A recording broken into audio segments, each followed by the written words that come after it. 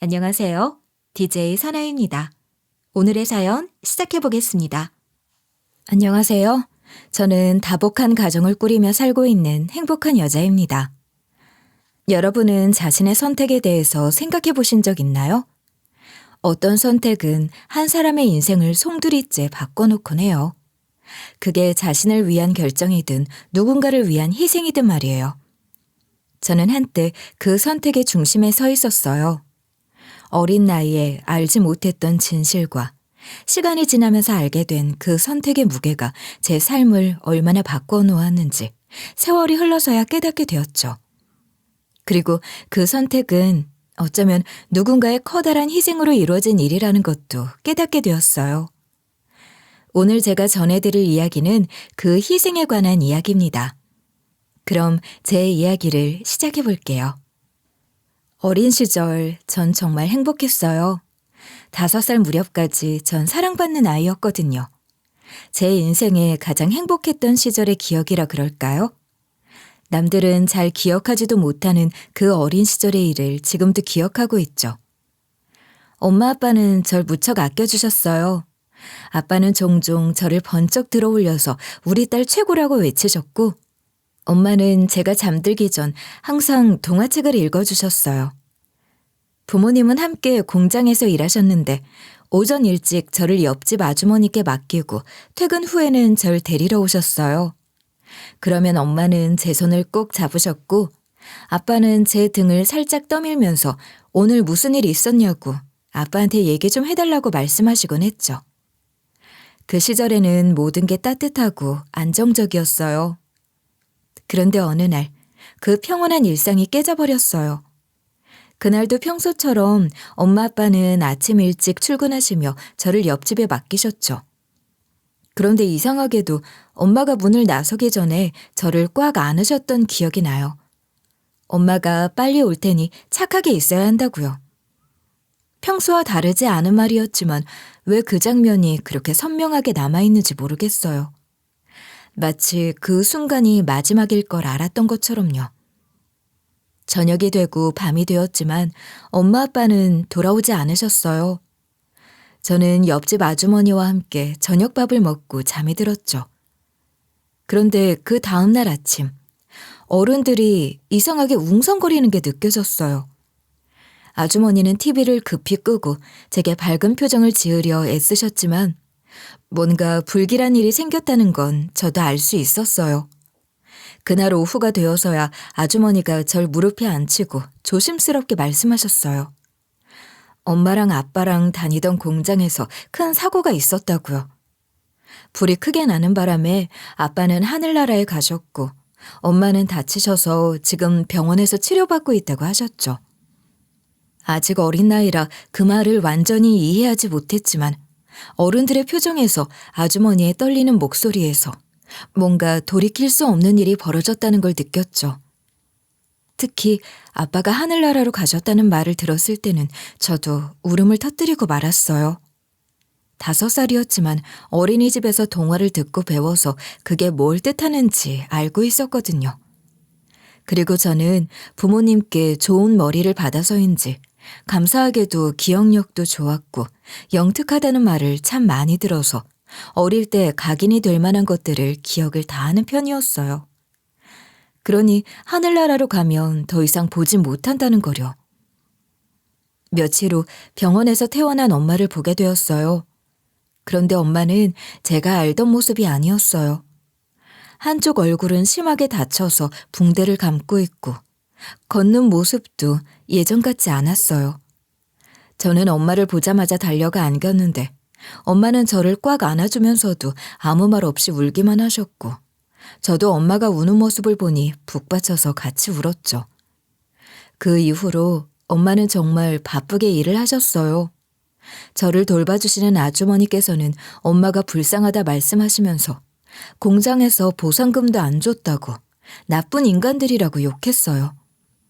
그때는 그게 무슨 말인지 자세히 몰랐지만 공장 사장이 우리 엄마한테 돈 안 주는 나쁜 사람이라는 뜻으로 이해했죠. 엄마는 생활비를 벌기 위해 닥치는 대로 일하느라 새벽이 되어서야 겨우 집으로 돌아오셨는데 항상 피곤해 지쳐 계셨어요. 전 그런 엄마가 걱정돼서 아침마다 이렇게 말했어요. 엄마, 아프지 마. 나도 빨리 커서 엄마 도와줄게. 우리 딸, 엄마 괜찮아. 네가 이렇게 잘 자라고 있으니까 엄마는 힘이 나. 엄마는 그런 저를 보며 희미하게 웃으셨지만 그 미소는 행복에서 나온 게 아니라는 걸 어린 마음에도 알 수 있었죠. 엄마가 이렇게 열심히 일을 하시다 보니 집에서 엄마와 보내는 시간이 거의 없었어요. 저는 대부분의 시간을 옆집 아주머니 댁에서 보냈어요. 아주머니는 친절하셨지만 엄마와 아빠가 함께 있던 따뜻한 집이 그리웠어요. 가끔 엄마가 집에 오셔도 금세 다시 일을 나가셔야 했죠. 그래서 제가 물어본 적이 있어요. 엄마, 왜 이렇게 바빠요? 나랑 조금만 더 같이 있으면 안 돼요? 우리 딸이 잘 먹고 잘 크려면 엄마가 이렇게 해야 돼. 엄마도 우리 딸하고 많은 시간 보낼 수 있도록 노력해 볼 테니까 조금만 더 기다려주겠니?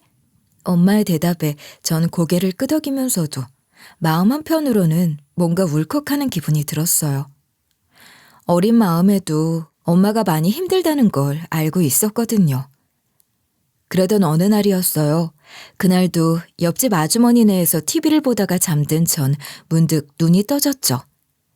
한밤중이라 방 안은 어둑했고 문틈 사이로 바깥에서 옆집 아주머니와 엄마의 목소리가 들렸어요.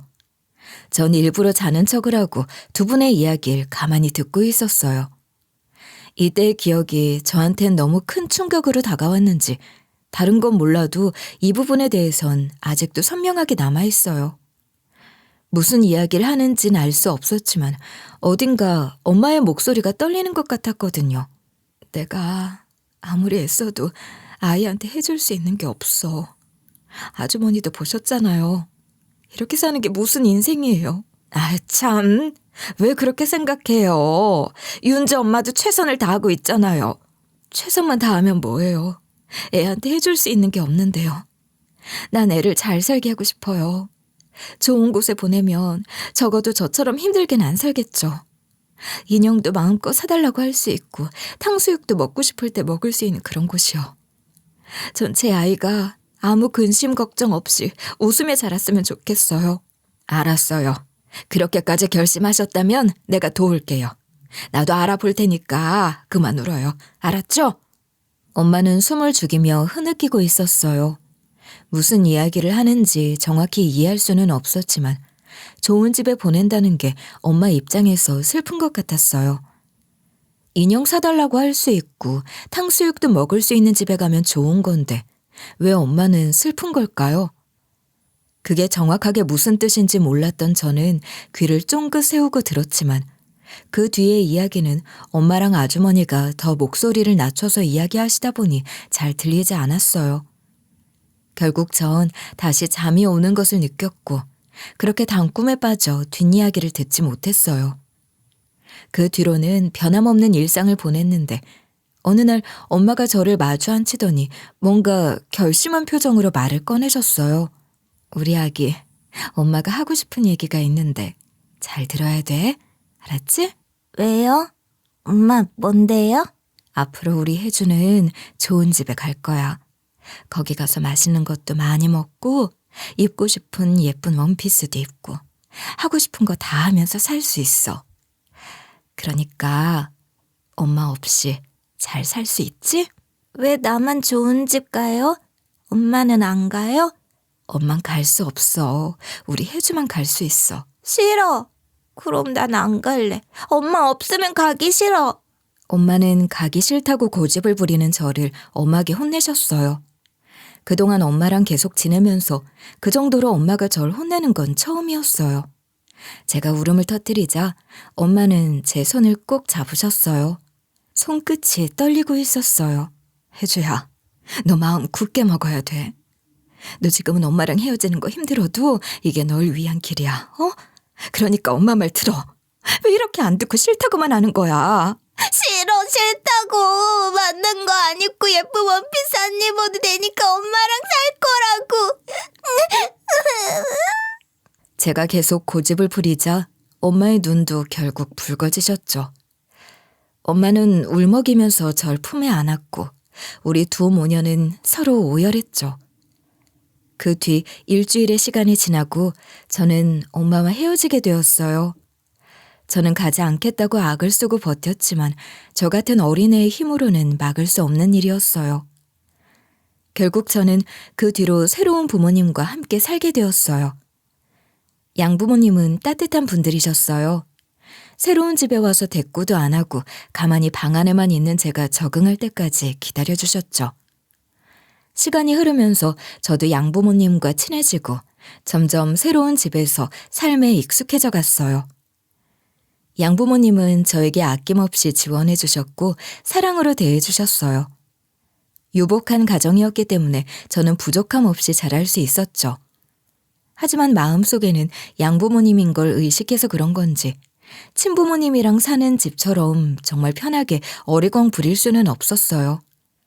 저는 양부모님이 절 입양한 걸 후회하지 않도록 행동해야 한다는 생각이 늘 머릿속에 있었어요. 그래서 항상 의젓하고 어른스럽게 행동하려고 했고 덕분에 주변 어른들로부터 일찍 철이 들었다는 소리를 들었죠. 이런 생각 덕분에 자연스럽게 공부도 열심히 하게 됐고 아버지의 영향으로 법조계 쪽으로 진로를 잡았어요. 저는 로펌을 운영하시는 양아버지처럼 변호사가 될까 생각했지만 아버지는 제가 검사가 되셨으면 하셨죠. 저는 양아버지의 바람대로 로스쿨을 졸업한 뒤 30이 될 무렵 검사에 임용되었어요. 임관식 날, 제 심장은 하루 종일 설렘과 긴장으로 쿵쾅거렸죠. 처음 법학 공부를 시작했던 때를 떠올리며 저는 그동안의 노력이 헛되지 않았다는 생각에 벅찬 기분이 들었어요. 양부모님께서도 당연히 무척이나 기뻐하셨어요. 양부모님은 이런 경사가 났는데 그냥 넘길 수 없다며 주말 저녁에 축하를 겸해 식사를 하자고 제안하셨죠. 호텔 레스토랑을 예약해 두셨다면서 너 좋아하는 거 잔뜩 나오는 곳이니까 기대하라고 하셨어요. 주말 저녁, 저는 친구들을 만나 검사 임용을 축하받은 뒤 엄마가 예약한 호텔 레스토랑으로 향하고 있었어요. 그런데 골목을 지나던 중 멀리서 익숙한 얼굴이 보여 순간 발길이 멈췄어요. 처음엔 긴가민가 했어요. 정말 제가 입양 가기 전 저를 자주 돌봐주셨던 그 옆집 아주머님이 맞는지 헷갈렸습니다. 하지만 점점 가까워질수록 저는 확신할 수 있었어요. 세월이 그만큼 흘렀으니 당연히 나이 든 티는 났지만 아주머니 특유의 패션은 여전했거든요. 아주머니는 여전히 짧게 웨이브를 넣은 금발머리에 선명한 꽃무늬 원피스를 입고 있었고 커다란 링 귀걸이를 하고 있었어요. 지금도 이렇게 하고 다니는 사람을 보면 시선 집중인데 그 당시 동네 아줌마가 이러고 다니니 강렬하게 기억에 남을 수밖에 없었죠. 그래도 혹시 몰라 자신 없는 목소리로 아는 체 했어요. 저 혜주인데 기억하시냐고 하니까 아주머니의 눈이 동그래지시더라고요. 저는 옆집 아주머니가 맞았구나라는 생각에 기뻐 큰 소리로 안부를 물었어요. 아주머니, 정말 오랜만이에요. 그동안 잘 지내셨어요? 이게 누구야? 네가 진짜 혜주라고? 정말 많이 컸다. 이렇게 훌륭한 사람이 되어 나타나다니. 아주머니는 무척 기뻐하면서 저를 품에 안아주셨어요. 어린 시절 아주머니의 품에 안겨 놀던 게 새록새록 다시 기억났죠. 아주머니는 제 손을 꼭 잡고 길거리에 있는 벤치로 저를 끌고 가더니 이렇게 만났는데 어떻게 살았는지 이야기 좀 하라고 해보셨어요. 저는 손목시계를 보면서 부모님과의 약속 시간이 얼마나 남았는지 체크했어요. 다행히 생각보다 친구들과 일찍 헤어진 덕분에 15분 정도 이야기를 나누고 가도 늦지는 않을 것 같았죠. 저의 근황을 궁금해하시는 아주머니에게 검사가 되었다는 이야기를 했어요. 검사라고? 아유, 정말 대단하다. 네가 그 어린 나이에 겪었던 걸 생각하면 아유, 정말 장하다. 세상에, 너희 친어머니가 이 소식을 들으셨다면 얼마나 기뻐하셨을까. 그 말을 듣자 순간 마음 한구석에서 잊고 지냈던 감정이 스멀스멀 올라왔어요. 저는 은근히 친어머니의 소식이 궁금했지만 쉽게 물을 수는 없었어요. 잠시 망설이다가 조심스럽게 물었죠. 아주머니, 혹시 제 친엄마랑 아직도 연락하고 지내세요? 아이고, 아니, 나도 연락 끊긴 지 꽤 됐지. 내가 마지막으로 본 게 너희 엄마가 재혼하고 나서 한 5년 정도 지난 후였나 그랬을걸? 그 뒤로는 못 봤지, 나도. 저희 엄마가 재혼을 하셨다고요? 좋은 남자 만나서 새 가정 꾸렸어. 그 뒤로는 나도 이사 가서 연락이 끊겼지 뭐. 그래도 그때 모습 기억하면 신수가 환했던 게 결혼 생활이 행복한 모양이더라고. 그 뒤에 소문으로 여전히 잘 산다는 얘기는 한두 번 정도 들은 것 같아. 그렇군요.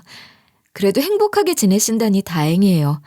가끔 엄마 생각이 났거든요. 아주머님도 연락이 끊겼다고 하시니 직접 엄마랑 연락할 방법은 없겠네요. 아이고, 너도 양부모님이랑 잘 지내고 네 친엄마도 새 가정 꾸렸는데 이제 와서 만나봤자 무슨 소용이겠니? 각자 건강하게 잘 살면 그걸로도 된 거지. 이런 말 좀 그렇지만 네가 갑자기 연락하면 재혼한 너희 엄마 입장이 난처해질 수도 있어. 무슨 말인지 알지? 그러니까 무소식이 희소식이다 생각하고 너도 이제 잊고 네 삶을 살거라. 저는 그 말을 듣고 천천히 고개를 끄덕였어요.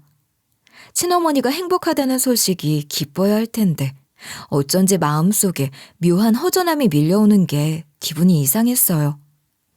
하지만 아주머니의 말은 틀린 말씀이 없었어요. 친어머니도 새로운 가족을 만났는데 거기에 제가 끼어들 수는 없는 노릇이겠죠. 저는 저의 삶을 살고 친어머니는 친어머니의 삶을 살아야 했어요. 우연히 만난 동네 아주머니와의 연락은 이후로도 이어졌어요. 자주는 아니었지만 가끔 안부를 물으며 문자나 전화를 주고받았죠. 처음 만났을 때 아주머니가 연락처를 교환하자고 하셔서 번호를 주고받았던 덕분이었어요.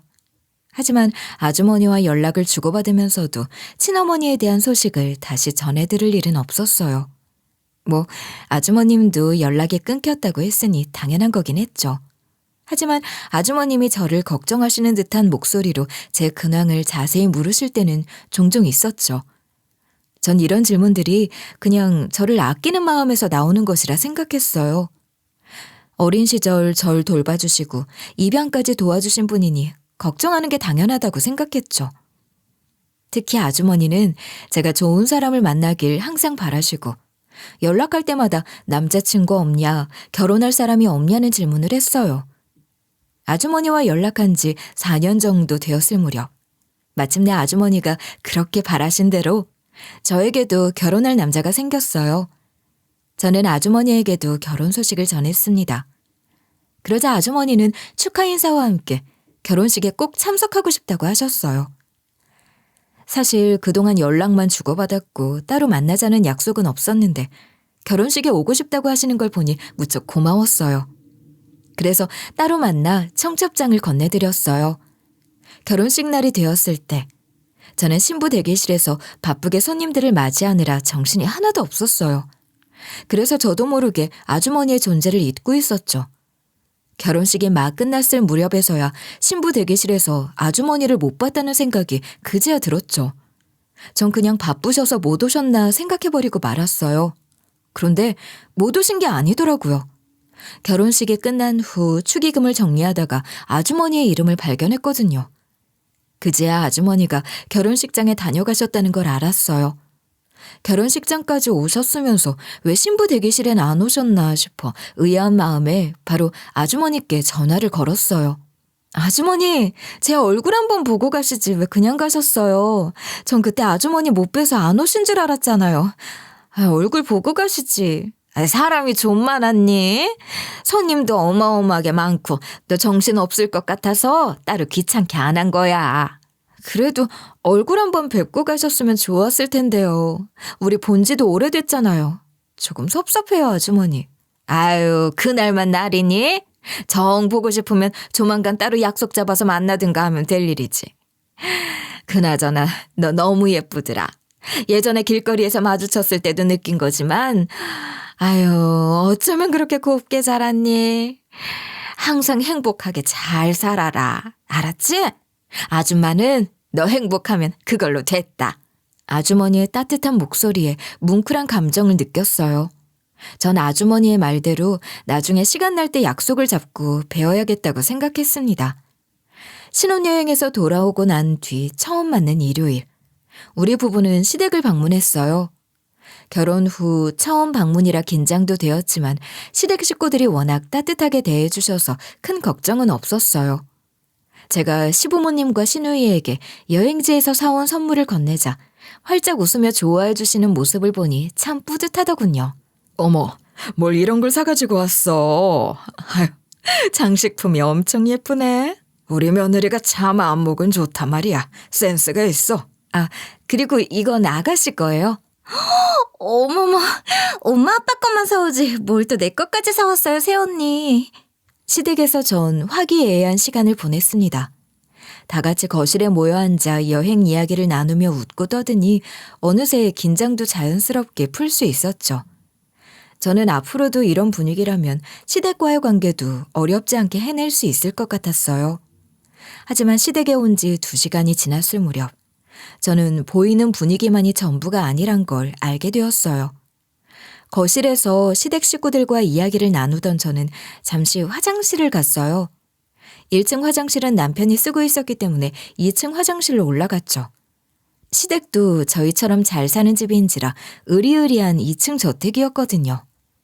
볼일을 본 뒤 화장실에서 나와 다시 1층으로 내려가기 위해 계단 앞에 선 순간 1층 거실에서 나누는 대화 소리가 들려왔어요. 처음엔 그저 평범한 이야기인 줄 알았어요. 하지만 제 이름이 언급되는 걸 듣고 본능적으로 귀를 기울일 수밖에 없었죠. 시어머니와 시누이는 제 앞에서는 보인 적 없는 마땅치 않다는 말투로 이야기를 나누고 있었어요. 직업은 참 좋아. 학벌도 좋고 말이야. 검사라니 얼마나 자랑스럽니. 근데 아무래도 온전치 못한 가정 환경에서 자란 게 좀 그래. 겉으로는 멀쩡해 보여도 그런 상황을 겪은 사람이 진짜 사랑을 받아봤을 리가 있겠어요? 그 집에 새언니 빼고 자식이 없다던데. 그럼 뭐 뻔한 거 아닌가? 친자식을 못 낳으니 양녀를 들인 건데 그래도 핏줄로 이어진 관계랑은 다르지. 그러니까 말이다. 차라리 입양이어도 지금 양부모를 친부모처럼 알고 자랐으면 나은데 그런 경우도 아니잖니. 아무리 양부모가 돈이 많고 본인도 잘 나간다 한들 그 마음 깊숙한 데에는 결핍이 있을 수밖에 없지 않겠니. 그 부분이 좀 걱정돼. 내가 너무 예민한가? 예민한 건 아닌데 그런 걱정을 할 거면 엄마도 애초에 허락을 안 했어야 맞긴 해. 이미 엎질러진 물이잖아. 이미 우리 식구로 들인 건데 뭐 어쩌겠어. 그건 그렇지. 근데 어쩌겠니. 너희 오빠가 그렇게 결혼하겠다고 이 사람 아니면 안 된다고 고집을 부렸는데. 뭐 그래도 그것 빼면 다른 건 흠잡을 게 없으니 불행 중 다행이지. 그 말이 끝나자마자 심장이 쿵 하고 내려앉는 기분이 들면서 뭔가 배신감을 느꼈어요. 제 앞에서는 친절하던 시댁 식구들이 뒤에서는 저런 생각을 하고 있다니. 역시 사람은 보이는 게 전부가 아니었나 봐요. 하지만 이런 이야기를 들었다고 해서 저한테 어떻게 그렇게 말씀하실 수 있냐면서 시어머니랑 싸우고 싶진 않았어요. 신혼 초부터 일을 벌이고 싶진 않았거든요. 저는 대신 일부러 계단을 내려오는 발소리를 크게 냈어요. 제가 그 자리에 있다는 걸 알리고 싶었거든요. 제가 내려오는 발소리를 듣자 시어머니와 시누이는 순간 말을 멈추고 놀란 듯 고개를 돌리고 내려오는 저를 바라보았어요. 저와 눈이 마주치자 시어머니는 다급히 커피잔을 집어들며 어색한 미소를 띠셨고 시누이는 서둘러 분위기를 바꾸려는 듯 뜬금없이 다른 주제로 대화를 시작했죠. 저는 억지로 미소를 지었지만 마음속에는 씁쓸함이 가득했어요. 시어머니와 시누이가 대화를 나누는 중에도 제가 그들이 나눈 뒷담화를 들었는지 못 들었는지 떠보는 느낌이었어요. 저는 이 상황에 불편함을 느꼈지만 다행히 몇 분도 지나지 않아 화장실에서 나온 남편이 절 구해줬어요. 아무것도 모르는 남편은 나 빼고 뭘 그렇게 재밌게 대화를 나누었냐고 물었고 시누이와 시어머니는 괜히 찔려서 별 이야기 안 했다. 그냥 시덥잖은 이야기나 했다고 했어요. 그리고는 갑자기 제 남편 보고 이제 집에 가야 하지 않냐는 소리를 하면서 빨리 시댁에서 나가라고 부추기기 시작했어요.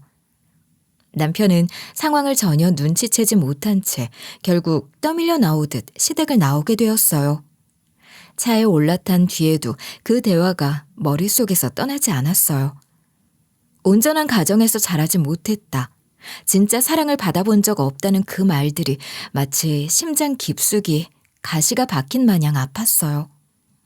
저는 괜히 남편과 시댁 식구들한테 입양하라는 걸 솔직하게 말했다 싶었어요. 제 자신이 부끄럽지 않다고 생각해서 말한 거였는데 왜 세상엔 가끔 하얀 거짓말이 필요하다는 건지 알게 됐죠. 시댁에서의 일은 마음은 아팠지만 그 일에만 열중하고 있을 여유는 없었어요. 결혼식이랑 신혼여행을 갔다 오느라 밀린 일도 많았고 결혼식에 와주신 분들께 감사의 인사를 전하는 연락도 돌려야 했거든요. 결혼식에 참석해 주신 모든 분들이 고마웠지만 그 중에서도 동네 아주머니가 마음에 걸렸어요. 직접 와서 축의금까지 내주셨는데 얼굴 한번 제대로 뵙지 못한 게 아쉬웠거든요. 저는 아주머니에게 감사한 마음을 담아 홍삼 선물을 준비했어요. 그런데 아주머니 성격상 선물을 드리겠다고 하면 분명 쓸데없는데 돈 쓰지 마라. 그냥 넣어 먹으라면서 괜찮다고 하실 게 뻔했죠. 그래서 그냥 차라리 제가 아주머니 계신 곳 근처에 찾아가서 바로 드리는 게 낫겠다 싶었죠. 아주머니와 연락을 주고받으면서 아주머니가 매주 토요일 무료 급식소 봉사를 한다는 걸 알았어요. 급식소가 어디인지도 전에 말씀해 주신 적이 있었기에 그곳으로 가면 뵐 수 있을 거란 생각이 들었어요. 무료 급식소 근처에 도착한 전 아주머니께 전화를 걸었어요. 아주머니, 오늘도 급식소에서 일하고 계세요? 그런데 너 그걸 어떻게 알았어? 아주머니가 전에 말씀해 주셨잖아요. 마침 근처에 들릴 일이 있어서요. 온 김에 얼굴도 보고 선물도 드리려고요. 결혼식까지 오셨는데 답례품 드리려고요. 아유, 뭐 하러 왔어? 그냥 축하하러 간 건데 뭘 또 답례를 하겠다는 거야? 그래도 감사드리고 싶어요. 어디세요? 제가 갈게요. 아유, 오래 붙잡지 않을게요. 걱정 마시고 이것만 받아주세요. 아이고, 근데 나 지금 바빠. 아유, 저기서 누가 또 부르네. 미안한데 10분 뒤에 내가 다시 전화 걸면 안 될까? 급식소 일 때문에. 알겠어요. 그럼 전화 주세요. 저는 아주머니의 전화를 기다릴까 하다가 아무리 생각해도 이 상황에서는 제가 직접 찾아가는 게 맞을 것 같았어요. 아주머니는 급식소 일 하기도 바쁜데 저랑 통화까지 하려면 번거로우실 것 같았죠. 저는 주차를 하고 무료 급식소 쪽으로 걸음을 옮겼습니다. 어차피 가까운 거리라 3분도 채 걸리지 않았어요. 무료 급식소 안은 바쁘게 움직이는 사람들로 북적였어요. 그리고 그 속에서 반가운 얼굴이 보였죠. 아주머니는 큰 배식통 앞에서 노숙인들에게 음식을 나눠주고 계셨어요. 아주머니에게 배식을 받고 있는 노숙인 할머니는 아주머니가 퍼주는 많은 양의 반찬을 보고 고개를 절레절레 저었어요. 나 이렇게 많이 안 줘도 돼. 어차피 다 못 먹어. 왜 못 먹어? 든든하게 먹어야지. 힘내야 할 거 아니야. 그 말에 할머니는 어쩔 수 없다는 듯 식판을 받아들었고 아주머니는 웃으면서 다음 사람에게 음식을 나눠주기 시작했어요. 그 모습을 흐뭇하게 지켜보던 전 미소를 지으며 아주머니에게 다가가 아주머니를 불렀죠. 그러자 깜짝 놀란 아주머니가 고개를 들더니 제 모습을 보고 한숨을 내쉬며 말을 건넸어요. 아유, 내가 못 살아. 아유, 결국 여기까지 왔어? 내가 전화한다니깐. 아주머니가 바빠 보이셔서 제가 왔죠. 시간 있는 사람이 오는 거죠. 뭐 어때요? 저는 너스레를 떨며 웃었고 그 순간 노숙인 할머니와 눈이 마주쳤어요. 노숙인 할머니는 마스크를 쓰고 저를 쳐다보고 있었죠. 저는 살짝 고개를 숙이며 인사를 건넸어요. 그 모습을 보고 있던 아주머니는 할머니에게 빨리 자리에 앉아서 드시라고 그러다 밥 식는다면서 테이블 쪽으로 안내했어요. 그리고 아주머니가 다시 제가 있는 쪽으로 돌아오자 저는 준비해온 홍삼을 아주머니께 건네며 진심으로 감사의 뜻을 전했어요. 아주머니, 항상 감사해요. 저한테 아주머니는 정말 특별한 분이에요. 아유, 뭘 이런 걸 다. 가격도 비싸 보이는구만. 이런 좋은 건 그냥 너 먹어. 아니면 네 서방 주든가. 전체 얼마서 괜찮아요. 아주머니가 드시고 오래오래 건강하게 사셔야죠. 아이고, 걱정 마라. 너무 건강해서 벽에 똥칠할 때까지 살까봐 무섭구만. 아무튼 다음엔 괜히 부담스럽게 이런 거 갖고 오지 마. 알았지? 아주머니는 다음번에는 절대 이러지 말라며 신신당부하셨지만 표정을 보면 미소를 숨기지 못하는 걸 보니 다행히 제 선물을 좋아하시는 것 같았어요. 그렇게 동네 아주머니께 홍삼을 전해드리고 저는 다시 그 차가 주차되어 있는 곳으로 가려고 했어요. 그런데 자꾸 따가운 시선이 느껴지더라고요.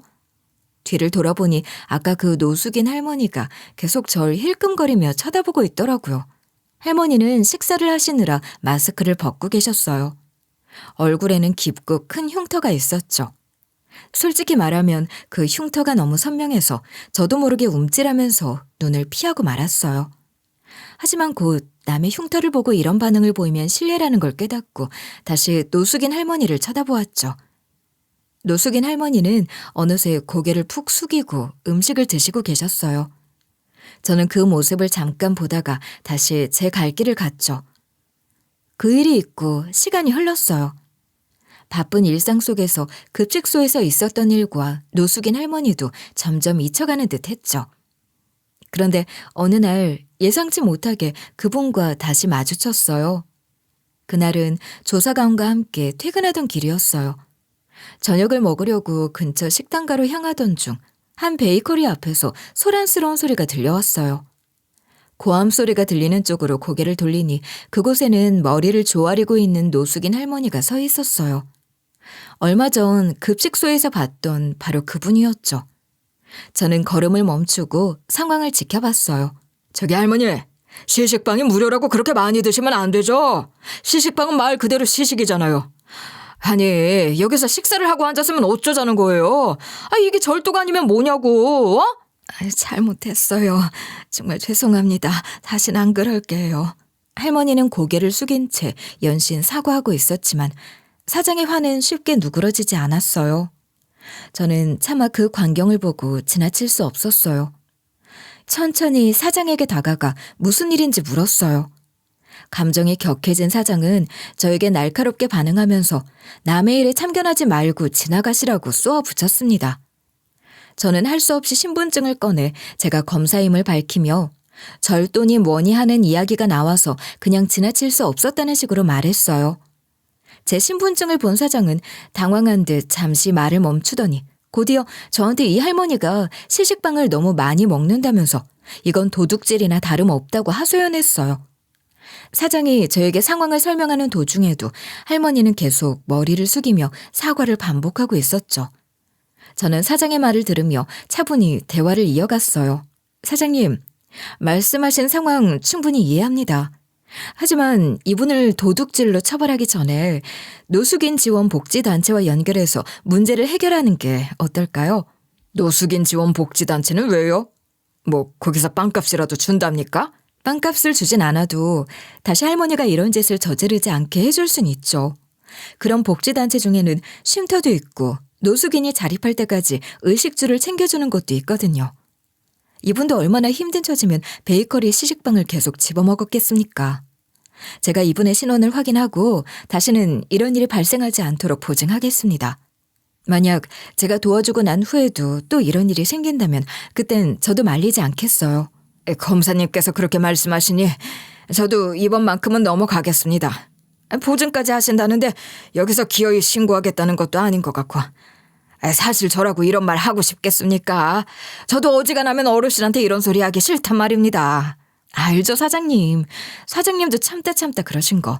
아무튼 이해해 주셔서 감사합니다. 저는 사장님께 감사의 뜻을 전한 뒤 그 노숙인 할머니에게 다가갔습니다. 눈물을 글썽이고 있던 할머니의 모습이 안쓰러워 보였어요. 할머니는 천만다행이라면서 정말 감사하다고 저에게 계속 굽신거렸어요. 저는 할머니에게 다시는 이런 짓 하지 않으셨으면 좋겠다고 말씀드리며 대신 할머니한테 먹을 것과 잘 곳을 제공할 수 있는 복지단체와 연결해드리겠다며 조용히 말씀드렸어요. 이렇게 베이커리에서의 소란이 끝난 뒤 저는 조사관과 함께 노숙인 할머니를 데리고 가까운 국밥집으로 향하기로 했어요. 식사를 제대로 못하셨을 것 같은 모습에 그냥 보내드리기가 마음에 걸렸거든요. 하지만 할머니는 한사코 따라오지 않으려 했어요. 아니에요. 전 괜찮아요. 신경 쓰지 말고 두 분이 식사하세요. 전 그냥 갈게요. 할머니, 저번에 제가 아는 아주머니께서 급식소에서 도와주셨던 분 아니세요? 그냥 보내드리기에는 제 마음이 걸려서 그래요. 밥이라도 한 끼 따뜻하게 드시고 가세요. 할머니, 검사님 말 들으세요. 그냥 돌아가시면 저희 마음이 진짜 불편해요. 배부르게 드시고 가세요. 이 정도는 괜찮습니다. 저는 물론이고 같이 있던 조사관까지 노숙인 할머니에게 국밥을 권하자 할머니는 마지못해 그러자고 하셨어요. 그렇게 우리 세 사람은 국밥집에 가게 됐고 자리에 앉아 국밥이 나오기를 기다리며 가볍게 이야기를 나누고 있었어요. 그런데 노숙인 할머니께서 계속 얼굴을 손으로 가리고 있으시더라고요. 제가 그런 할머니의 모습을 뚫어지게 쳐다보자 할머니는 곤란한 표정으로 이렇게 말씀하셨어요. 아유, 오늘은 내가 마스크를 두고 와서요. 보기 흉하죠? 미안해요. 무슨 말씀이세요, 할머니? 보기 흉하다뇨. 너무 신경 쓰지 않으셔도 돼요. 신경 안 쓰니까 편하게 계세요. 할머니는 제 말을 듣고 고개를 살짝 끄덕였지만 여전히 표정은 불편해 보였어요. 그렇게 국밥이 나오고 우리는 조용히 식사를 시작했습니다. 할머니도 처음에는 숟가락을 들지 못하다가 천천히 한 숟갈씩 드시기 시작했죠. 식사가 거의 끝나갈 무렵 할머니는 갑자기 쌈짓돈을 꺼내더니 계산을 하겠다며 고개를 저으셨어요. 제가 계산할게요. 이렇게까지 해주셨는데 제가 내야죠. 아니에요, 할머니. 오늘은 저희가 모신 거예요. 그냥 편히 드시고 가시면 됩니다. 그러자 할머니는 고집을 꺾지 않으셨고 계산하겠다는 말씀만 거듭하셨어요. 본의 아니게 계산대 앞에서 실랑이가 벌어졌고 할머니는 우리의 손을 쳐내고 기어이 계산을 하려던 중 실수로 지갑을 떨어뜨리고 말았죠. 지갑은 바닥에 쿵 하고 떨어졌고 조사관이 얼른 지갑을 주워들었어요.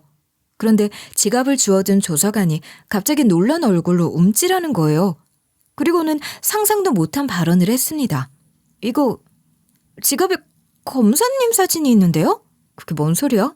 내 사진이 있다니. 이 할머니 지갑에 내 사진이 왜 있어? 진짜예요. 봐보세요. 저는 깜짝 놀라며 조사관에게서 지갑을 받아들어 안을 확인했어요. 그 안에는 정말로 제가 검사 임용 후 찍었던 증명사진이 들어있었어요. 저는 당황한 얼굴로 할머니에게 대체 할머니가 제 사진을 어떻게 가지고 계시는 거냐고 물었어요. 노숙인 할머니는 당황한 듯 손을 뻗어 지갑을 빼앗으려 했지만 저는 뒤로 물러서면서 다시 재촉하듯 물었습니다. 할머니, 말씀해 주세요. 그래야 제가 이 지갑을 돌려드릴 수 있어요. 대체 할머니께서 어떻게 제 사진을 가지고 계신 거죠? 그래요. 도대체 할머니께서 검사님 사진을 어떻게 가지고 계신 겁니까? 할머니는 저와 조사관이 계속 묻는데도 아무 대답도 하지 않았어요. 그저 고개를 푹 숙인 채 가만히 계셨죠. 마치 입에 자물쇠라도 채운 것처럼 단 한마디도 내뱉지 않았습니다. 이렇게 꾹 입을 닫고 있는다면 저도 가만히 있을 수는 없는 노릇이었습니다. 좀 치사한 방법이긴 해도 세게 나가야 했죠. 저는 조사관에게 할머니 지갑에 있는 신분증을 꺼내 신원을 확인하라고 했어요. 조사관은 고개를 끄덕이며 조심스럽게 할머니의 지갑에서 신분증을 꺼냈습니다. 그리고 저에게 낮은 목소리로 할머니의 이름을 알려줬어요. 그런데 할머니의 이름을 듣는 순간 저는 온몸에 소름이 돋았습니다. 눈앞이 순간적으로 아득해졌고 차가운 땀이 흐르는 것 같았어요. 조사관이 말한 이름은 제가 평생 잊지 못할 이름이었어요. 바로 저의 친어머니의 이름이었습니다. 어릴 때 입양된 저였지만 양부모님께서는 항상 네 뿌리를 잊지 말라며 친어머니의 이름을 써주며 꼭 기억하라고 당부하셨어요. 그래서 오랜 세월이 흐른 후에도 지금까지 친어머니의 이름을 기억하고 있었죠. 어머니 없이도 씩씩하게 잘 살아왔다고 자부하고 있었지만 마음속에 그리움이 잔재되어 있었던 모양이에요. 그 이름을 듣자마자 눈시울이 붉어졌지만 무슨 말을 해야 할지 몰라 그 자리에 굳어버렸습니다. 감정이 한꺼번에 밀려오며 혼란스러웠어요. 조사관은 금방이라도 눈물을 흘릴 것 같은 제 얼굴을 보더니 몹시 당황한 듯 했어요. 저는 조사관에게 미안한데 잠시 자리 좀 비워줄 수 있냐? 둘만 할 이야기가 있다고 말했어요. 그러자 조사관은 순순히 고개를 끄덕이고 자리를 비웠습니다. 이제 남겨진 건 나와 노숙인 할머니. 아니, 저와 친어머니 단 둘뿐이었죠. 저는 가까이 다가앉으며 차분히 그러나 떨리는 목소리로 물었습니다. 왜 그러셨던 거예요? 왜 저를 알아보고도 아무 말씀도 하지 않으셨던 거예요? 사진까지 가지고 있을 정도면 이미 저의 존재를 아셨던 거잖아요. 그러면 저에게 도움을 구할 수도 있었잖아요. 무료 급식소 다니고 베이커리 시식빵을 먹을 바엔 딸인 나한테 도와달라고 할 수 있었는데 왜 이런 꼴이냐고요. 난 엄마가 잘 사는 줄 알았다고요. 저는 원망이 가득 들어간 목소리로 물었지만 친어머니는 여전히 고개를 숙인 채 한마디도 하지 않았습니다.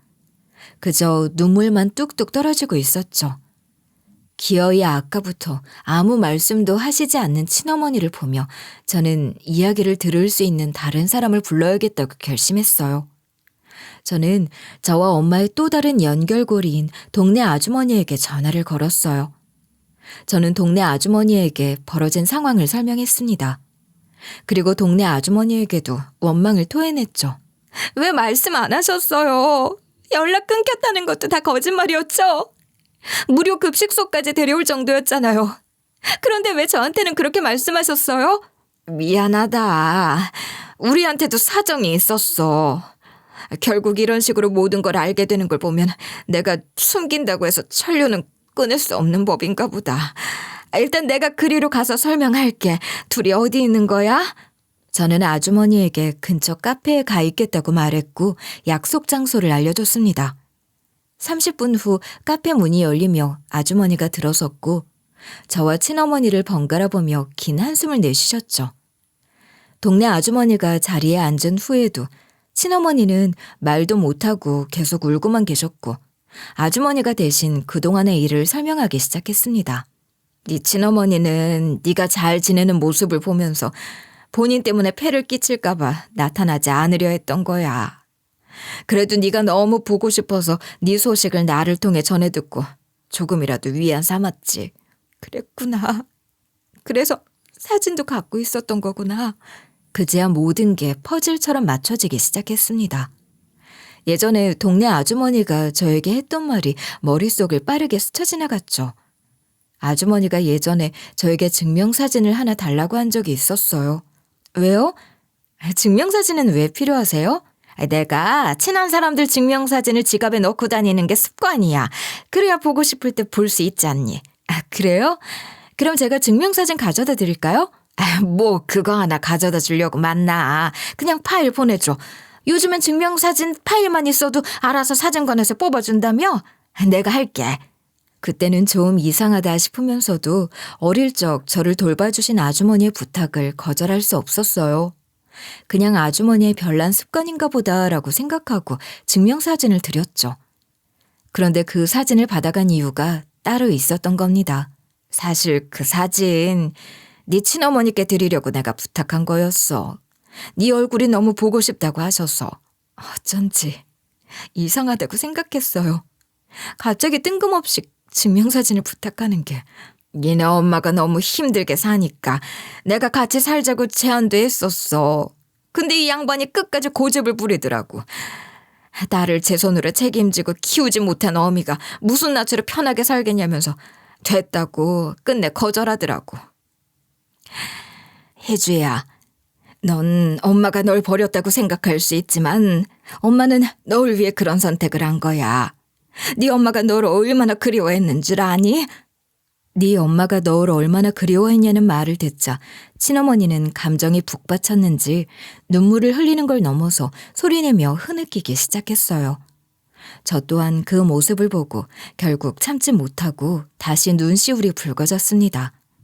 그리고는 끝내 눈물을 흘리며 어머니의 흉터진 얼굴을 어루만졌죠.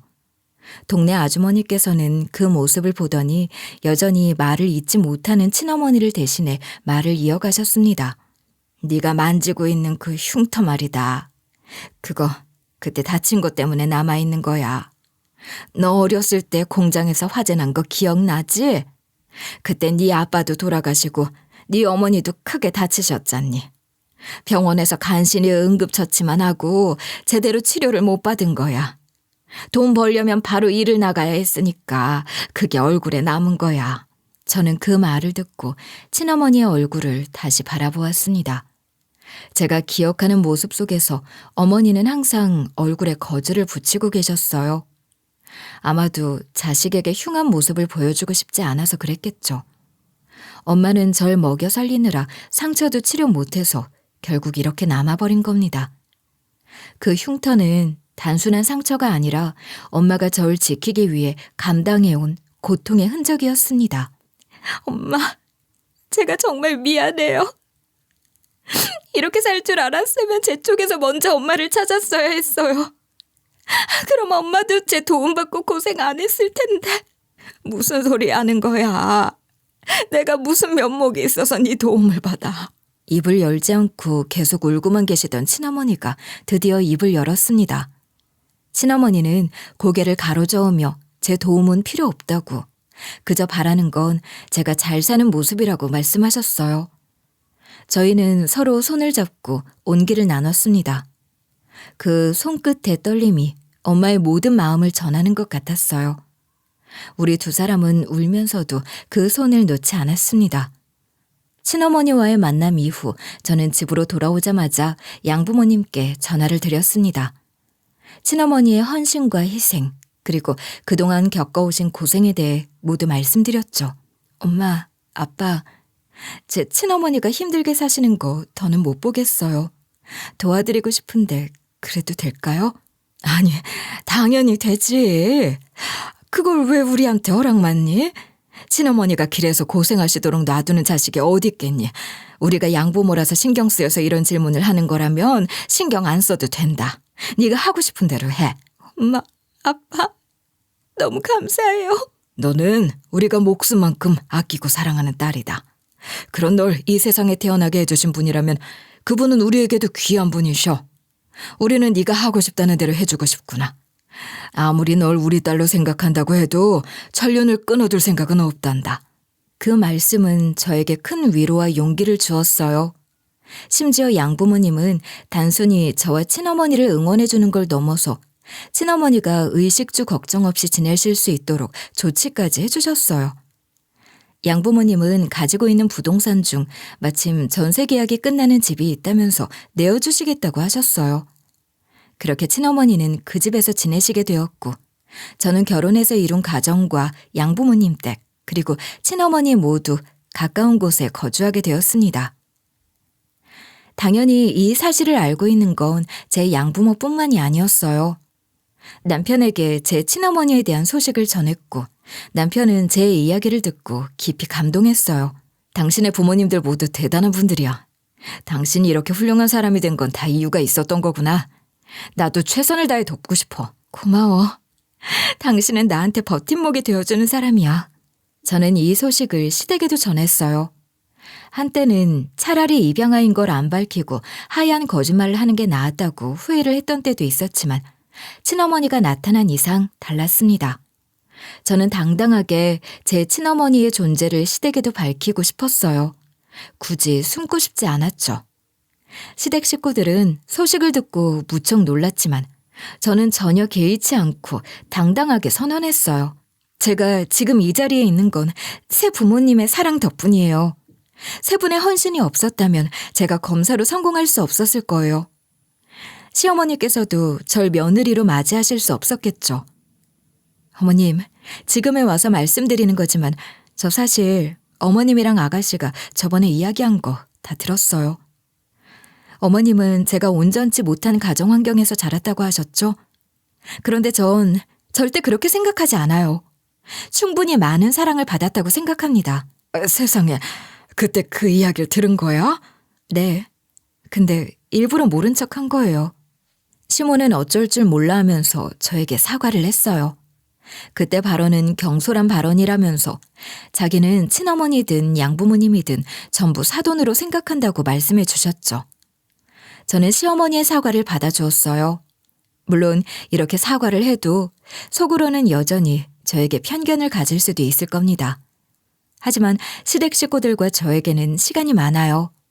제가 사랑을 받을 수 있는 사람이라는 걸 증명할 수 있는 시간이 넉넉하다는 뜻이죠. 그 뒤로 양부모님, 친어머니, 그리고 저희 부부, 세 가족은 모두 친하게 지냈어요. 마치 하나의 대가족처럼 지냈달까요? 단순히 저의 친부모와 양부모이기 때문에 친하게 지낸 게 아니라 서로의 인간성에 대해서 감탄하고 좋게 생각했기 때문에 이런 관계가 가능했습니다. 양부모님은 제가 검사로 성공해 잘 살아가고 있음에도 끝까지 아는 척하지 않고 저를 위해 희생하며 살아오신 친어머니의 헌신에 깊이 감동하셨어요. 친어머니 또한 절 친자식처럼 키우고 가르쳐주신 양부모님께 존경심을 표하며 살아가셨습니다. 어느 날 친어머니는 제 손을 꼭 잡고 조용히 말씀하셨죠. 비록 내가 내 배 아파 널 낳았지만 널 키워주시고 가르쳐주신 부모님의 은혜를 평생 잊으면 안 된단다. 나에게도 은인이라는 건 역시 잊으면 안 돼. 소중한 우리 딸이 이렇게 근사하게 클 수 있게 해주셨으니 남은 인생을 걸고 갚아도 모자랄 거야. 그럼요, 엄마. 전 두 부모님한테 다 잘할 거니까 걱정 마세요. 전 엄마의 말씀을 새기며 세 부모님 모두에게 효도하며 살아가자 깊게 다짐했어요. 마음속으로 그렇게 다짐했어요. 이렇게 가족과 행복한 시간을 보내면서 느낀 점이 있어요. 우리는 혼자서 살아갈 수 없고 누군가의 사랑과 헌신이 있기에 지금의 우리가 있는 것이라는 거려. 때로는 그런 사랑을 잊고 살아갈 때도 있지만 결국 그 사랑은 우리의 삶을 가장 따뜻하게 지탱해주는 힘이 되는 것 같아요. 저 역시도 새 부모님의 은혜를 마음속에 간직하며 저 역시 누군가에게 기댈 수 있는 따뜻한 사람이 되고 싶습니다. 그럼 저의 경험담이 누군가에게 작은 위로와 깨달음이 되기를 바라며 이만 이야기를 마칠게요.